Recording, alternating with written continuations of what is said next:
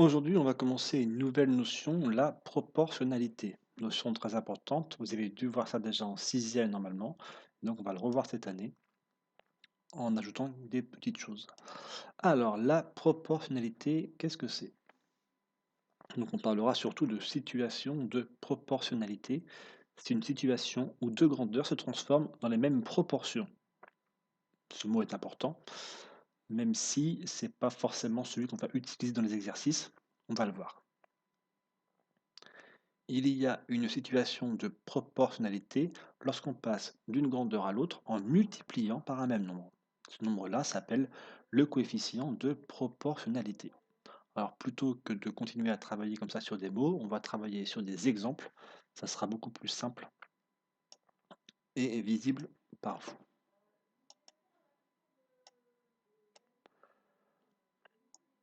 Donc voilà, j'ai fait 6 exemples. On va voir si dans chacun des exemples, on a ou non proportionnalité. Le premier, le prix des fraises. Donc c'est un exemple qui est souvent utilisé dans les exercices.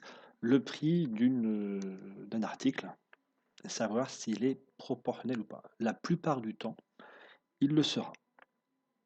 Puisque quand vous achetez par exemple 200 grammes de fraises, donc 0,2 kg de fraises, par exemple, ça nous coûte 3 euros.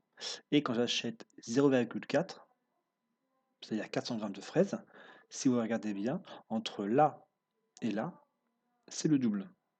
Et bien on voit bien que le prix augmente lui aussi du double. Si on double la quantité de fraises qu'on achète, on va aussi doubler le prix que l'on va payer. C'est ça quand j'ai dit ici dans les mêmes proportions, c'est ça. On a doublé la proportion de fraises, on a donc doublé le prix aussi. Entre 0,2 et 1, on multiplie par 5 la quantité de fraises. Et bien entre le prix 3 euros et le prix 15 euros, on a là aussi multiplié par 5. C'est encore plus visible de là à là.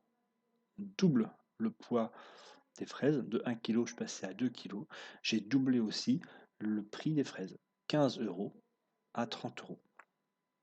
Il y a une des colonnes qui est très importante dans les calculs, c'est la troisième ici. Pas parce que c'est la troisième, c'est parce que c'est le prix de 1. On appelle ça le passage à l'unité. C'est-à-dire pour 1 kg, ça va nous coûter 15 euros. Et cette colonne-là, elle est très importante parce que grâce à cette colonne-là, en fait, je pourrais reconnaître les prix de tout. Parce que ça veut dire que chaque kilo va me coûter 15 euros et donc je peux multiplier je peux multiplier tous les nombres de la première ligne par 15 pour obtenir la deuxième. Donc si je mets ça ici par exemple, on marquera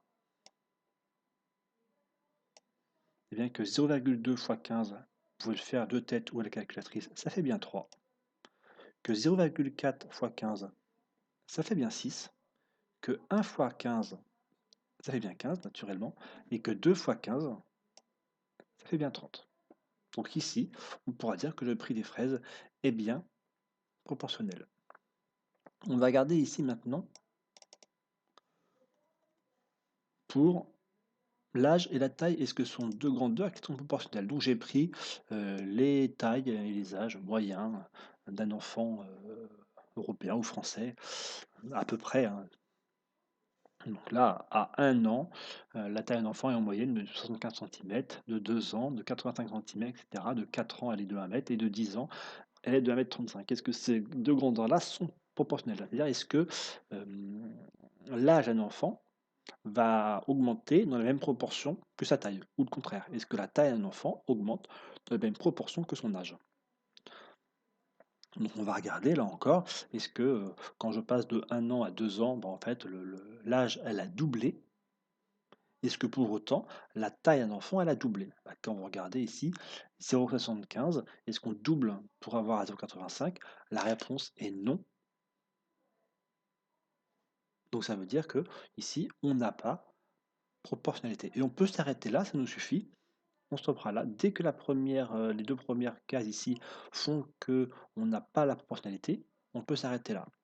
J'ai parlé de coefficient de proportionnalité, donc là il n'existe pas. Alors pourquoi il n'existe pas? Parce que si je fais ici 0,75 divisé par 1, comment est-ce que je passerai de là à là?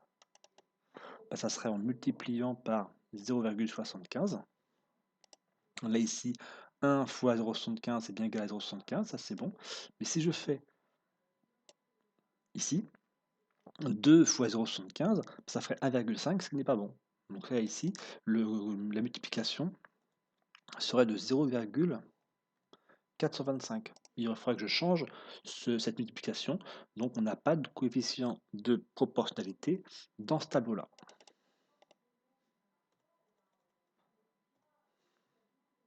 Ici, ce n'est pas un tableau de proportionnalité. L'âge et la taille ne sont pas des grandeurs proportionnelles. Pour le troisième, prix des paquets de gâteaux. Ah, on revient comme pour le prix des fraises, on avait dit que c'était souvent proportionnel. On va quand même regarder de plus près.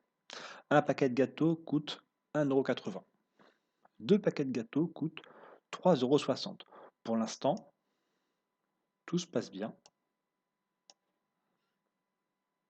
Ici, on remarque qu'un paquet de gâteaux coûte 1,80 €. Donc ici, pour l'instant, ça va. Pour le deuxième, deux paquets de gâteaux à 1,80 €, bien 3,60 €.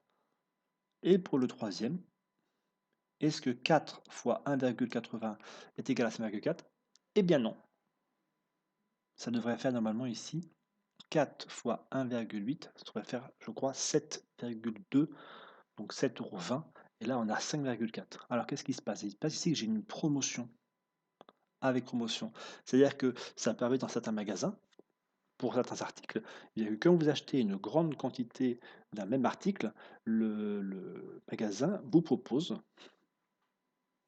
un paquet gratuit, par exemple, ce qui est le cas ici, parce qu'en fait, eh ben, en fait, ça devrait être 3 paquets de gâteaux qui coûtent 5,40 €. Donc en fait, dans ces situations où on a une promotion, eh bien souvent, il n'y a pas proportionnalité. Proportionnalité, c'est-à-dire qu'on paierait toujours le même prix, quelle que soit la quantité qu'on utiliserait, qu'on prendrait. Ici, c'est pas le cas. Dès que je vais acheter 4 paquets de gâteaux mon tableau, je me rends compte, eh bien, en fait, que je payais moins cher par paquet de gâteau. Ici, si je divise 5,4 par 4, ça devrait faire, alors 5,4 divisé par 4, ça doit faire 2,7, 1,35. Ici, pour la dernière colonne, ça devrait être ça, vous voyez, j'ai changé mon coefficient, donc ça veut dire que je ne suis pas en situation de proportionnalité dès que j'ai une promotion ici, dans un prix, ça ne marche pas. Quatrième situation, le passage de la température en degrés Celsius qu'on utilise en France et dans la majorité des pays d'Europe et les degrés Fahrenheit qui sont des degrés utilisés notamment aux États-Unis et je crois en Angleterre, même si je ne suis pas sûr. Mais aux États-Unis, je suis sûr. Donc ici, par exemple, 10 degrés en France, bah, en fait, ça correspondra à 50 degrés aux États-Unis. Donc quand nous, on dit qu'il fait 2 fois plus chaud, par exemple, passer de 10 à 20, de 10 à 20, on peut dire qu'il fait 2 fois plus chaud. Bah, en fait, regarde, aux États-Unis, on passe de 50 à 68, ce n'est pas 2 fois plus chaud. Il n'y a pas de situation de proportionnalité. La température en degrés Celsius, la mesure n'augmente pas de la même façon pour les degrés Fahrenheit. Et de là à là, j'ai multiplié par 10, de là à là, j'ai pas multiplié par 2, pardon, j'ai pas multiplié par 2. Ici, vous voyez, si je mets la flèche ici, de 10 à 50, on aurait pu écrire, alors,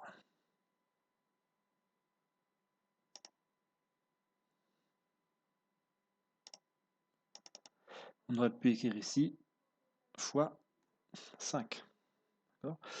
Et quand je déplace ma flèche ici, est-ce que le coefficient marche encore? 15 fois 5 fait 75, c'est pas égal à 59, donc ici, les températures en degrés Celsius et en degrés Fahrenheit n'augmentent pas de la même façon. Si je fais ici maintenant, en mathématiques, le côté d'un carré par rapport à son périmètre. Donc, je n'ai pas mis les dimensions en mètres ou en centimètres, c'est pareil. Si j'ai un côté de 1, que ce soit en centimètres ou en décimètres, le périmètre, je fais le tour. 1, 2, 3, 4, ça donne 4. D'accord? Autrement dit, ici, bah, je me rends compte que pour passer du côté au périmètre, je multiplie par 4. Si je prends pour 8, ça fait 8, 16, 24, 32.